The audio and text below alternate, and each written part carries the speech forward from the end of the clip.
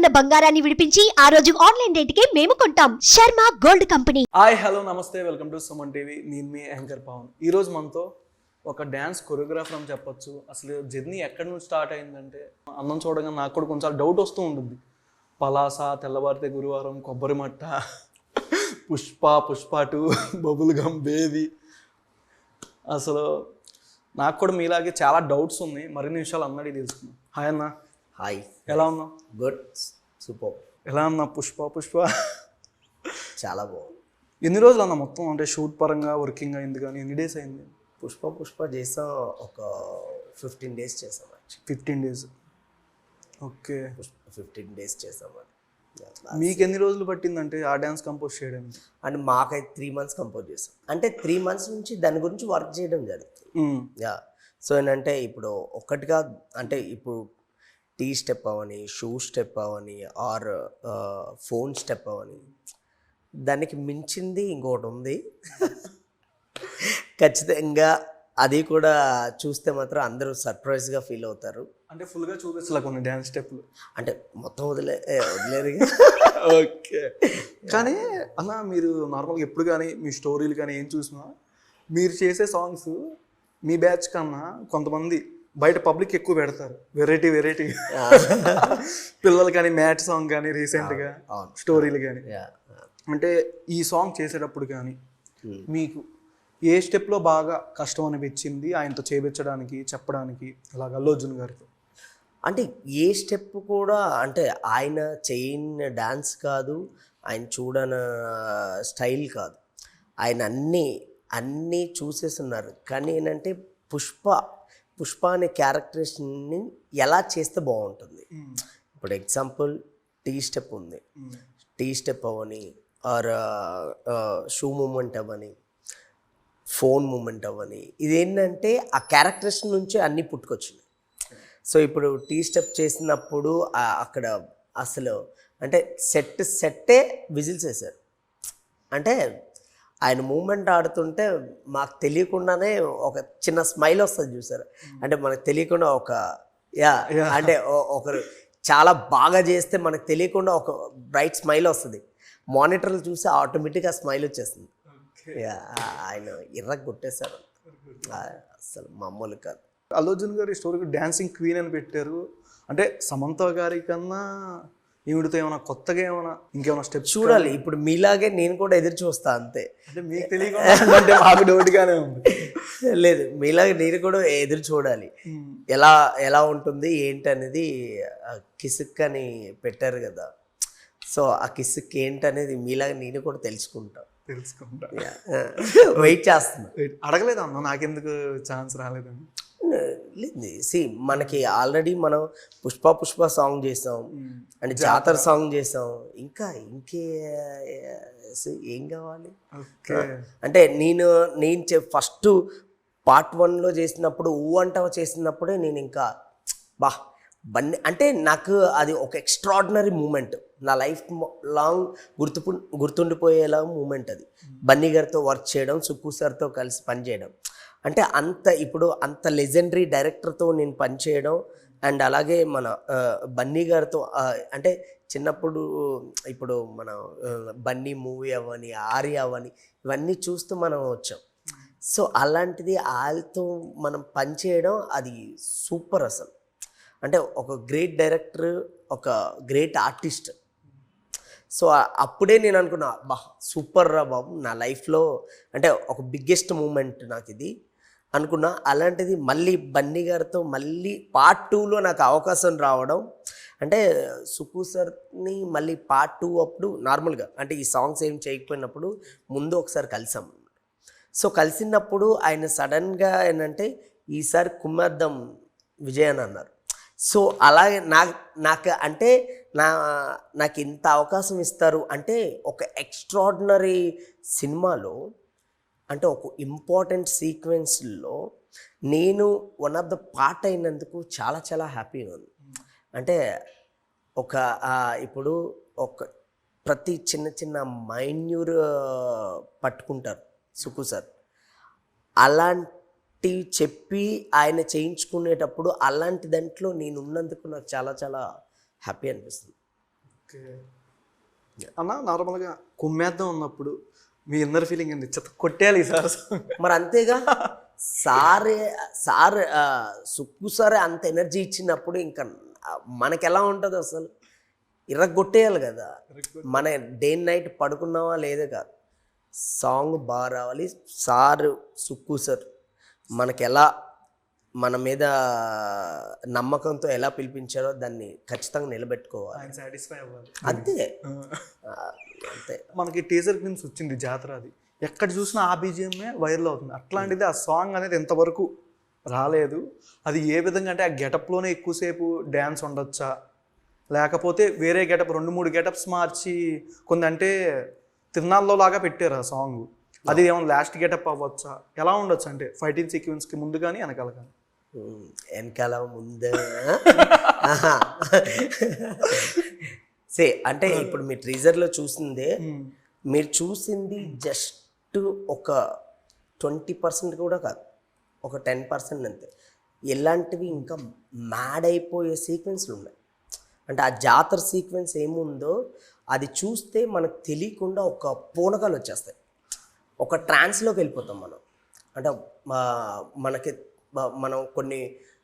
మన ఊర్లో కొన్ని చూసినప్పుడు ఏంటంటే ఒక పూనకాలు చేసినప్పుడు మనకు తెలియకుండా ఒక బూజ్బంప్స్ వస్తాయి. మనకు తెలియకుండా అలా చూస్తూ ఉండిపోతాం. సో ఆ ట్రాన్స్లోకి వెళ్ళిపోతాం. అంటే ఒక్కొక్క సీక్వెన్స్ అక్కడ సాంగ్ అవ్వని, ఇప్పుడు మీరు చూసిన ఫైట్ అవ్వని మ్యాడ్ ఉంటుంది అంతే. అన్న నాకు స్మాల్ డౌట్ అన్న, అంటే ఆ సాంగ్లోనే ఫైట్ ఉంటుందా సాంగ్ని బట్టి? అంటే లెగ్ స్టెప్ కూడా వెనక నుంచి వెరైటీగా ఎట్లా పట్టుకొని నడిచేది కానీ, అంటే సాంగ్ వేస్తూనే కొట్టి మళ్ళీ సాంగ్ ఏమైనా మీరేమైనా పెట్టారు అలాగే? చెప్పు, నువ్వు క్రియేట్ చేయి, ఏదో అంటే నాకు అనిపించింది. అంటే ఎవరైనా ఆడియన్స్ చూసేవాళ్ళు ఆ కొంగుది, ఐ మీన్ శారీది ఇలా కాల్తో ఇట్లా వచ్చి ఇట్లా పట్టుకొని ఆయన నడిచి ఇలా కొట్టి ఇట్లా అంటాడు. మళ్ళీ ఆ తర్వాత కూడా అంటే డ్యాన్స్ వేస్తూ కొడతారా, లేకపోతే? అంత క్లారిటీగా చూపించారు కదా, కింద ఒక తన్ని దాని తర్వాత క్లాత్ తీసుకొని కట్టుకొని వచ్చేది ఫైట్ అని తెలుస్తుంది కదా. మళ్ళీ దాంట్లో వెళ్ళి డాన్స్ ఎక్కడ చేస్తారు ఏమో, తర్వాత మీరేమైనా పెట్టచ్చేమో చెప్పలేం కదా. ఒక్క స్టెప్తోనే వైరల్ అంటే దీంట్లో ఇంకా లేదు. అంటే నార్మల్గా ఈ సీక్వెన్స్ మాత్రం అంటే కొన్ని సంవత్సరాలు గుర్తుండిపోద్ది.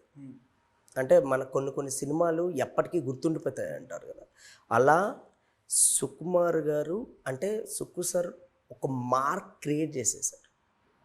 అంటే పుష్ప అనేది ఒక బ్రాండ్ కదా, ఆ బ్రాండ్ అనేది ఎప్పటికి ఉండిపోద్ది అలా, ఆ రేంజ్లో ఉంటుంది. అసలు నేను చూసిన సీక్వెన్స్లో అంటే చాలా ఇప్పుడు కొన్ని సీన్స్లో అవని, ఫైట్స్ అవని, ఇప్పుడు డాన్స్ అవని, ఇవన్నీ ఏంటంటే నేను చూసిన దాంట్లోనే మైండ్ బ్లోయింగ్ అయ్యే సీక్వెన్స్లు ఉన్నాయి. సో సినిమాలో చూస్తే అవన్నీ షాక్ అవుతాం మనం, అదిరిపోద్ది అసలు. ఆ గెటప్ మీద డ్యాన్స్ ఉండొచ్చా, అదేనా చెప్పచ్చా? ఏది ఆ గెటప్, అమ్మవారి గెటప్లోనే డ్యాన్స్ ఉండొచ్చా? ఆ డ్రెస్ మొత్తంతోనే ఆ గెటప్ సాంగ్ ఉందంటున్నారు కదా. సాంగ్ ఉంది, ఆ గెటప్తోనేనా? ఆ గెటప్పే కదా. అంటే ఏమన్నా చేంజ్ చేస్తామన్నా మళ్ళీ ఉంటే ఏమో అని.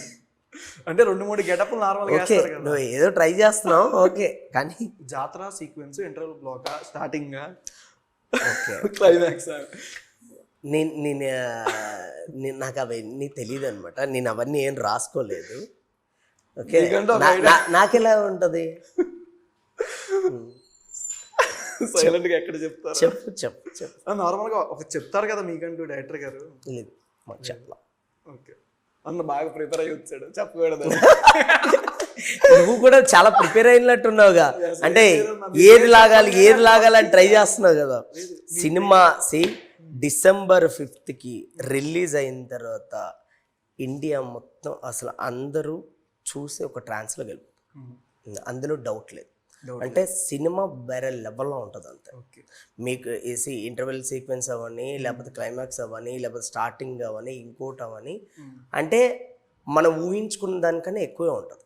ఓకే అంతే. అయితే జాతర సాంగ్ ఎక్స్పెక్ట్ చేయొచ్చా? పుష్పాది ఎక్కువ వైరల్ అవుతుంది అంటారు సినిమా ఆఫ్టర్ రిలీజ్ తర్వాత, మీ ఎక్స్పెక్టేషన్? అన్నీ అలాంటి చాలా హైలైట్స్ ఉన్నాయి. జాతర దాన్ని స్పెషల్. అది ఈసారి మెన్షన్ చేసి మీకు ఆ గెటప్లోనే మెన్షన్ చేస్తారు అందరూ. బయట పబ్లిక్ అందరూ అంటే జాతర సాంగ్ మాత్రం ఇప్పుడు జాతర సాంగ్ ఏముందో జాతర సాంగ్ మాత్రం ఒక్కొక్కరికి పూనకాలు వస్తాయి. అందులో డౌటే లేదు. ఆయన చేసే పర్ఫార్మెన్స్ అయితే అంటే ఇప్పుడు వేరే లెవెల్లో ఉంటుంది అది. అంటే కొన్ని మనకి తెలియకుండా మనం ఒక ట్రాన్స్లోకి వెళ్తాం కదా, ఆ సీక్వెన్స్ చూసినప్పుడు మనం ఆ ట్రాన్స్లోకి వెళ్ళిపోతాం. అన్న మీ లైఫ్ టర్న్ ఆన్ అయిందంటే ఎక్కడి నుంచి అని చెప్తారు మీ కెరియర్ పరంగా? నేను బిఫోర్ అంటే నేను అంటావు చేసేటప్పుడు నాకు దానికి బిఫోర్ ఏంటంటే నేను చేస్తున్నా అంటే చిన్న చిన్న హిట్స్ వచ్చాయి నాకు. అది స్టార్టింగ్ బిగినింగ్ స్టేజ్ అదంతా. సో అలాంటి టైంలో నాకు అంటావా అనేది రావడం అక్కడి నుంచి నాకు ఇంకా గుర్తింపు వచ్చింది. అక్కడి నుంచి ఇంకా వేరే గుర్తింపు వచ్చింది అది. మళ్ళీ దాని తర్వాత అంటే నెక్స్ట్ స్టెప్కి వెళ్తాం కదా అలా. దాని తర్వాత మళ్ళీ పుష్ప 2 అంటే ఇంకా చెప్పాల్సిన అవసరం లేదు, ఇంకా అది నెక్స్ట్ లెవెల్కి వెళ్ళి. శ్రద్ధా కపూర్ గారితో ఎక్స్పీరియన్స్ ఎట్లా అనిపించింది, సమంత గారితో ఎక్స్పీరియన్స్ ఎట్లా అనిపించింది? అంటే ఇద్దరితో చేశారు కదా డ్యాన్స్ పరంగా కానీ ఒకటి అనిపించిద్దిగా, ఇప్పుడు నేను అనుకున్న దాంట్లో చేసేస్తున్నారు పర్ఫెక్ట్గా. అంటే ఇప్పుడు నార్మల్ సమంత గారు ఉన్నారు. సమంత గారు ఏంటంటే యాక్చువల్లీ కొన్ని అలాంటి మూమెంట్స్కి చాలా ప్రాక్టీస్ చేయాలి. కానీ ఆవిడ అక్కడికి వచ్చి స్పాట్లో ఆన్ ది స్పాట్లోనే ఆ మూమెంట్స్ నేర్చుకున్నారు. అంటే అంత ఈజీ కాదు. ఆ బాడీ వేవ్ రావని, హిప్ మీద కూర్చొని ఆ బ్యాక్కి వెళ్ళి అది హ్యాండిల్ చేయాలంటే ఇది ఎంత బాడీ అంతా స్టిఫ్ చేయాలి. సో స్టిఫ్ చేసుకొని మన అలా వేవ్ చేసుకుంటూ పైకి రావాలంటే అంత ఈజీ కాదు. సో ఆవిడ అక్కడికక్కడ ప్రయత్నించి అది చేయడం అనేది చాలా గ్రేట్ విషయం. అంటే అంత చెప్పిన వెంటనే చేయడం అనేది అందరి వల్ల కాదు, అది కొందరి వల్లనే. అంతే. మళ్ళీ ఏమన్నా రణబీర్ కపూర్ గారితో ఏమైనా ఎక్స్పెక్ట్ చేయొచ్చా బాలీవుడ్లో? చూద్దాం. యానిమల్ పార్క్ ఏమో తెలియదు. మళ్ళీ ఎప్పుడైనా కలిసారా అన్న మీరు? నేను మళ్ళీ యానిమల్ ఇక్కడ మన ప్రీ రిలీజ్ జరిగినప్పుడు ఒకసారి కలిసి. ఓకే అన్న, నెక్స్ట్ అంటే రీసెంట్గా మ్యాట్ సాంగ్ కానీ ప్రతిదీ వచ్చింది. మ్యాట్ 2లో ఎన్ని సాంగ్స్ ఎక్స్పెక్ట్ చేయొచ్చు? అండ్ మీరు బెస్ట్ ఇచ్చిన సాంగ్ అంటే ఇప్పుడు రిలీజ్ అయింది కానీ రిలీజ్ అవ్వంది ఇంకేమైనా ఎక్స్పెక్ట్ చేయొచ్చా? మాస్ సాంగ్స్ ఉన్నాయి 2. అంటే ఆల్రెడీ నార్మల్గా ఏంటంటే ఇప్పుడు లడ్డు గారిని పెళ్ళి అది ఎంత ఎంజాయ్ చేస్తున్నారో ఇప్పుడు అంటే జనాలు ఎక్స్పెక్ట్ చేయరు. ఈ సాంగ్ ఇలా ఇది పెట్టారా అని, అది ఉంటుంది, బాగుంటుంది. ఓకే నెక్స్ట్ అన్న ఒక ఫోటో మన బాస్ మెగాస్టార్ గారి గురించి. బాస్ సో ఆయన నా ఇన్స్పిరేషన్. అంటే చిన్నప్పటి నుంచి ఆయన చూసే పెరిగా. అంటే ఆయన డాన్సులు చూసి, ఆయన ఫైట్లు చూసి, ఆయన సినిమాలు చూసుకొని, అంటే చాలామంది కొరియోగ్రాఫర్స్కి ఆయన ఇన్స్పిరేషన్. సో అలాగే నాకు ఇంకా నాకు ఇన్స్పిరేషన్ కన్నా ఎమోషన్ అని చెప్తా. అంటే నాకు తెలియని ఎమోషన్. అంటే మా మదర్కి మా ఫాదర్కి అంటే చాలా ఇష్టం ఈయన. అంటే నార్మల్ మా ఫాదర్ కూడా ఏంటంటే బిగ్ ఫ్యాన్. చిరంజీవి గారు ఏదైనా సినిమాలో ఏదైనా షర్ట్ వేసుకుంటే అదే షర్ట్ కుట్టించుకోవడం. అప్పట్లో ఆయన ఏదైనా హెయిర్ స్టైల్ చేయించుకుంటే అలాంటి హెయిర్ స్టైల్ అంటే అంత పిచ్చ ఫ్యాన్. మా మదర్ కూడా ఫస్ట్ షో చూడాల్సిందే. అన్న ఒక డ్యాన్స్ మాస్టర్స్కే డ్యాన్స్ కొరియోగ్రఫీ చేయించడం అంటే ఒక భయం ఉంటుంది నార్మల్గా ఎవరికైనా అడగాలంటే. మాకైనా పెద్ద బాస్ని అడగాలంటే కొంచెం ఆలోచిస్తాం. అట్లాంటిది మీరు రుద్రుడిలో లారెన్స్ గారితో అంటే అసలు ఎలా అన్న ఆఫ్ స్క్రీన్ ఆయనతో ఎలా అనిపించింది షూటింగ్? అంటే నేను చాలా దగ్గరగా చూసాను కదా లారెన్స్ మాస్టర్ని. అంటే లారెన్స్ మాస్టర్తో మన వర్క్ చేసే అవకాశం అంటే ఇప్పుడు దాయి దాయిదమ్మ సాంగ్ ఉంది. దాయి దాయిదమ్మ సాంగ్ యాక్చువల్ ఏంటంటే ఆ సాంగ్ చిన్నప్పుడు నేను చూసి దాన్నే నేను ప్రాక్టీస్ చేసి పర్ఫార్మెన్స్ చేసేవాడిని ఇంట్లో అవని, లేకపోతే ఇప్పుడు వినాయక చవితి వస్తే వినాయక చవితి దగ్గర అవని ఇలా చేసేవాడిని. అలాంటిది ఆయన కొరియోగ్రాఫ్ చేసే అవకాశం నాకు రావడం చాలా హ్యాపీ అనిపించింది. అంటే ఎగ్జాంపుల్ సెట్లో ఒక సీక్వెన్స్ చిన్న మెమొరబుల్గా ఒక మూమెంట్ ఏంటంటే నార్మల్గా ఏంటంటే షార్ట్ ఇక్కడ జరుగుతుంది. ఒక ఒక 100 మంది డాన్సర్లు వచ్చారనమాట. బ్యాక్ సైడ్ ఎక్కడో సీనియర్ డాన్సర్లు ఎక్కడో ఉంటే ఈయన ఇక్కడ షార్ట్కి అయిపోయిన వెంటనే ఆగి బ్యాక్ సైడ్ అక్కడ సీనియర్ డాన్సర్స్ దగ్గరికి వెళ్ళి వాళ్ళని కలిసి షేక్ హ్యాండ్ ఇచ్చి కాసేపు మాట్లాడి అప్పుడు వచ్చారు ఆయన. అంటే మనం ఎక్కడికి వెళ్ళినా మనం ఎవరితో ట్రావెల్ చేసాం అనేది మర్చిపోకూడదు అనేది నాకు ఒక లెసన్ అయింది అక్కడ. Okay, yeah. నెక్స్ట్ అన్న రామ్ గారు అసలు అంటే నేను కొరియోగ్రాఫర్ అవుతాననే ఆలోచన అయితే నాకు స్టార్టింగ్ లేదు. అది ఆయన వల్లే పుట్టింది. ఆయన యూట్యూబ్లో నా వీడియోస్ చూసి నన్ను పిలిపించి నా కొరియోగ్రఫీ బాగా చేస్తున్నావు అని చెప్పగానే నాకు తెలియకుండా నాకు అక్కడి నుంచి కాన్ఫిడెన్స్ స్టార్ట్ అయ్యి నేను కొరియోగ్రాఫర్ అవ్వాలి అని స్టార్ట్ అయింది ఆయన వల్లనే. సో అలాంటిది ఆయనతో నేను ఇప్పుడు మారు ముంత చోడు చింత ఆయనతో అది చేయడం చాలా హ్యాపీ అనిపించింది. అంటే మీ కావ్య తపర్ గారితో ఎక్కువ రేపం అనుకుంటా. లేదు, ఫస్ట్ రామ్ గారు. ఓకే అన్న వన్ లాస్ట్ క్వశ్చన్. రీసెంట్గా అంటే జానీ మాస్టర్ గారిది ఇష్యూ జరుగుతుంది. అంటే ఇండస్ట్రీకి ఇట్లా ఆడవాళ్ళు కానీ ఎవరైనా రావాలంటే వాళ్ళకి ఏం చెప్తారు? అంటే ఇట్లాంటివి చూసి చాలామంది పేరెంట్స్ ఇంట్లో ఇండస్ట్రీకి పంపించాలి డ్యాన్స్ మాస్టర్గా అంటే కొంచెం ఎవరికైనా ఒక భయం అనేది ఉంటుంది ఫ్యామిలీ. మీరు సపోర్ట్ పరంగా కానీ ఇండస్ట్రీకి రావచ్చు, చేసుకోవచ్చు, ఎదగచ్చు అనే వాళ్ళకి ఏం చెప్తారు? ఇక్కడ ఇండస్ట్రీలోకి అంటే ఏదో జరుగుతుంది, ఎవరి వల్ల ఏవో ప్రాబ్లమ్స్ జరుగుతాయని ఏమీ ఉండదండి. ఎవరి ఇంట్రెస్ట్ వాళ్ళది, ఎవరి పని వాళ్ళది. ఇక్కడ ఒకరి వల్ల మనం అంటే మన ఇండస్ట్రీ అనే కాదండి, ఇప్పుడు ప్రాబ్లమ్స్ జరగాలంటే చాలా దాంట్లో కూడా జరుగుతున్నాయి. ఒకటే మన సినిమా ఇండస్ట్రీ అనేది కొంచెం ఏంటంటే జనాలకి చాలా అంటే ఇదిగా కనిపిస్తుంది కాబట్టి దాన్ని ఎక్కువగా క్యాచ్ చేస్తారు. కానీ ఏ ఇండస్ట్రీలో చూసుకుని ఎక్కడ ప్రాబ్లమ్స్ లేవు, అన్ని దాంట్లో ప్రాబ్లమ్స్ ఉన్నాయి. బట్ ప్రాబ్లమ్స్ మనము ఎలా సాల్వ్ చేసుకున్నాం అనేది ఇంపార్టెంట్. మీరు థ్యాంక్స్ చెప్పాలంటే మీ లైఫ్ కెరియర్ సక్సెస్ అయిన పరంగా చూసుకుంటే ఎవరికి థ్యాంక్స్ చెప్తారు? అంటే నేను ఈరోజు ఇక్కడ ఉన్నానంటే మా మాస్టర్ ఏజాస్ మాస్టర్, స్వర్ణ మాస్టర్, వీళ్ళకి థ్యాంక్స్ చెప్పాలి. అలాగే మా మమ్మీ డాడీ తర్వాత నేను అంటే మా మమ్మీ డాడీ చనిపోయిన తర్వాత మమ్మల్ని అన్నయ్యని నన్ను పెంచుకునే మా తాతయ్య మా మమ్మని ఎప్పటికీ వాళ్ళని గుర్తుపెట్టుకుంటాను. ఓకే, వన్ లాస్ట్ క్వశ్చన్ అన్న. రౌడీ ఫ్యాన్స్కి విజయ్ దేవరకొండ గారి గురించి మాస్ సాంగ్ ఎప్పుడు ఎక్స్పెక్ట్ చేయొచ్చు మీతో? నాకు పర్సనల్గా నాకు ఎప్పుడు అవకాశం వస్తే అప్పుడు చేస్తా. బట్ వస్తే మాత్రం అదిరిపోద్ది అందులో అసలు ఖచ్చితంగా. ఓకే అన్న, థ్యాంక్ యూ సో మచ్ అన్న. సార్ మీ వాల్యుబుల్ టైం నాకు ఇచ్చారు. Thank you so much. Always. Thank you.